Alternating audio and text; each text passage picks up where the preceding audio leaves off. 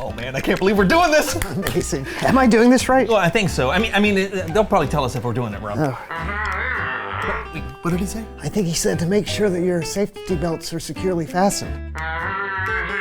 What? Yeah, wait, I don't know what you said. Am I buckled? That's what we're trying to figure out. I don't know. Oh. I think he said you need to sit down. Okay, are we sure that we're completely and secure?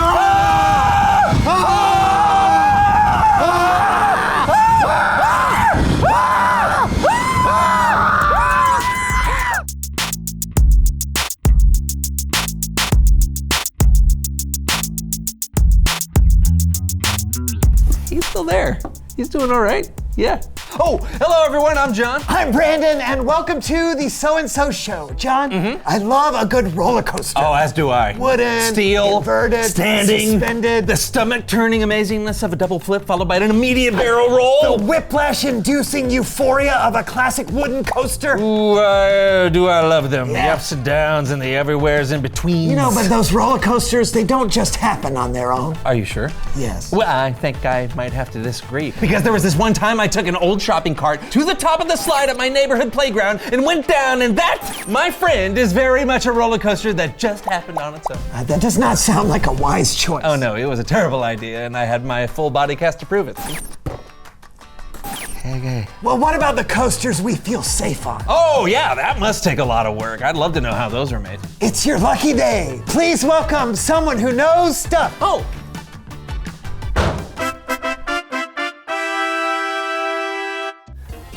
Whoa, it's kind of like being in the seat of a roller coaster, huh? Here we go. Those. Okay, maybe it'll pass. Yep, okay, I think. Ooh. Okay. Nope. Yeah, I'm good at. Oh, did you? Sorry about that. Just a little motion sickness from the chair. Oh, I am so sorry. If I would have known. It's no worries. Where were we? Yeah, who are you and what do you do? My name is Riley Steele, and I'm a roller coaster designer. Really? Yes. Please say more. Well, I've always loved the feeling of freedom and excitement. Plus, the physics are super cool. We're talking potential and kinetic energy, centripetal force. It's like a giant, thrilling science experiment. Oh, it sounds intense. So you're the mastermind behind some of the most thrilling rides out there, so you must ride them a lot. Oh no, I can't ride them. What do you mean? Yeah, I have a very sensitive inner ear, as you guys saw earlier. Even looking at a merry-go-round just makes me a little woozy. There are consequences for every choice we make. If I chose to ride a coaster, I would not feel well. So I chose to design them instead. Don't you feel like you're missing out on the thrill of it all? Oh, I am thrilled by the mechanics of it all. Even as a little kid, I'd build models, study blueprints, watch simulations. I love the challenge of creating the perfect blend of thrill and safety. It's like solving a giant puzzle, but the pieces are speed, angles, and lots of G-force. It's also a thrill for me to hear other people talk about how much fun they've had on a coaster I designed. That's pretty selfless. Thanks. Oh, I'm sorry, are these chairs supposed to swivel this they were much? getting a little tight, so we gave them a little grease earlier today. yeah, You watch know, this. aren't they great? Watch this.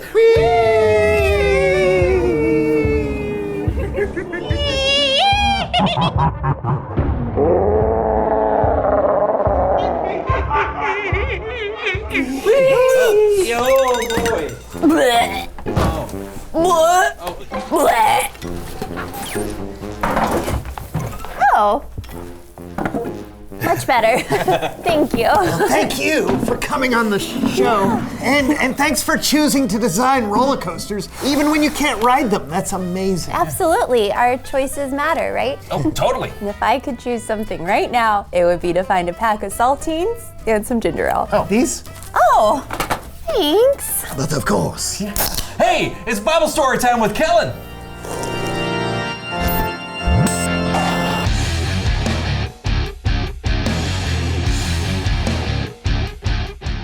Hey, Kellen. How's it going, fellas? Not bad. We're just enjoying the ups and downs of the show. Like a roller coaster. Like life. Like our story today. Yeah. Absolutely. Well, then take it away. This is a big one. And by big, I mean hundreds of years and 2 books of the Bible, 1st and 2nd Kings. Now, the Israelites had a lot of ups and downs. They were God's chosen people, but they were enslaved by the Pharaoh in Egypt. Then they were rescued by a man named Moses. Then they wandered in the desert for years and years. Then they made it to the promised land that God had promised them. After that, they had kings, some who would follow God and some who wouldn't. We'll learn about some of those kings today when we go Behind the Bible. We've all heard about King David and King Solomon, brave and wise kings who followed after God most of the time.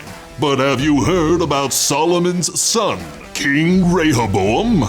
When offered the chance to make a wise or unwise choice, well, when I was king, first thing these people were coming up to me and saying, Rehoboam, your father, he made us work way too hard. Make our lives easier and we'll serve you. So I talked to my father's wise advisors, and they tell me that if I make people's lives easier, they'll always serve me. And I'm thinking, okay, old dudes. But just in case, I better check with my dudes. They know what's up. I mean, they're like, nah, man, make their lives harder. Show them who's boss. So I went with my dude's advice and yeah. Needless to say, Rehoboam made an unwise choice. And there were huge consequences. The kingdom of Israel was split into 2. Now, a man named Jeroboam became the king of the northern part of the kingdom. Rehoboam stayed the king of the southern part, which was called Judah. The kings of the northern kingdom were a disaster from the very beginning. They all made unwise choices that led the people further and further from God. King after king in the northern kingdom unwisely refused to follow God. They led the people to worship false gods and do terrible things. But perhaps one of the worst was Ahab. So I wanted this vineyard, and it's a nice vineyard right beside my palace, but the guy who owned it, Naboth, he wouldn't sell it. So my wife Jezebel came up with this plan that involved, it's a secret. We accused Naboth of something he didn't do and then had him killed. Whoopsie! That was the plan and it worked. Now I have my vineyard.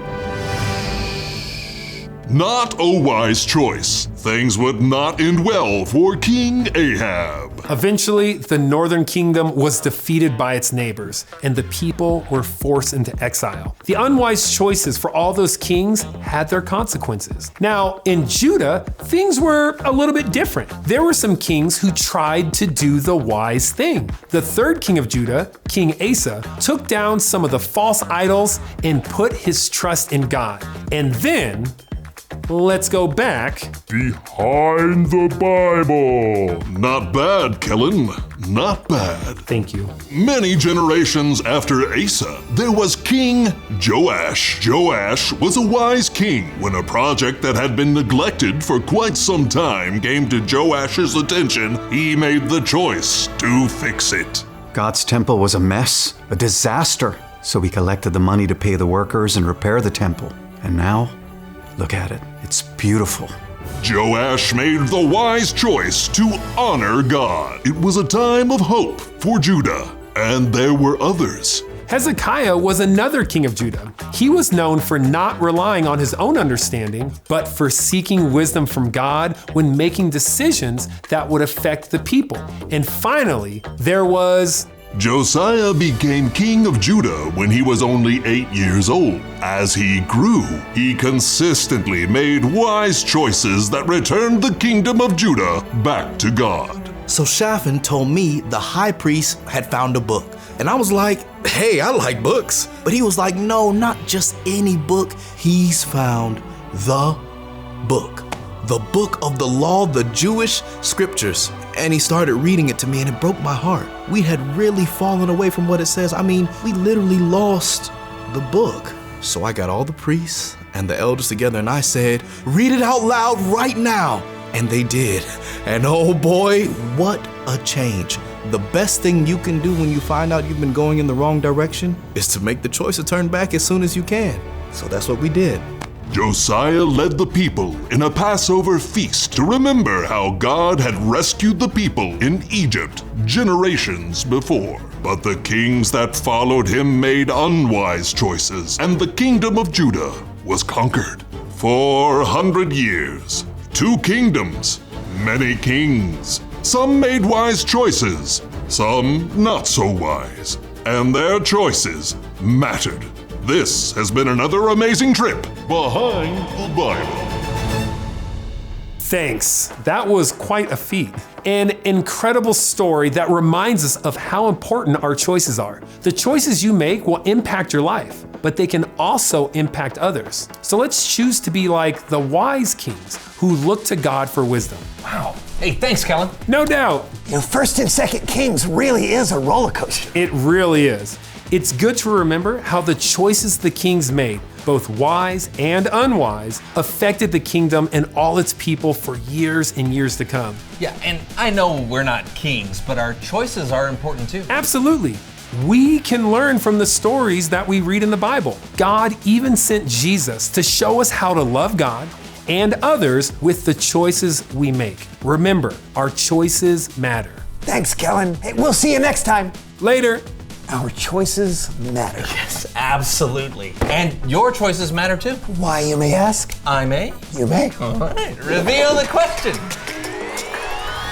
Oh, why do your choices matter? Because they affect you. And others. Yeah, the difference between a wise choice and an unwise choice can sometimes be a really big deal. Yeah, but as we've said before, on this roller coaster of life, you're gonna have a lot of choices. And if you're putting your trust in Jesus, the Holy Spirit will lead you to make the wise choice. Well said. You know what? I think that's a great place to end. A wise place to end. Nice, nice. Hey, you wanna go on a roller coaster? A real one or the roller coaster of life?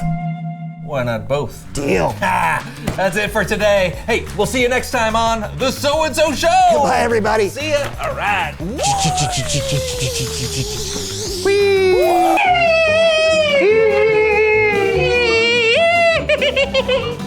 Ah!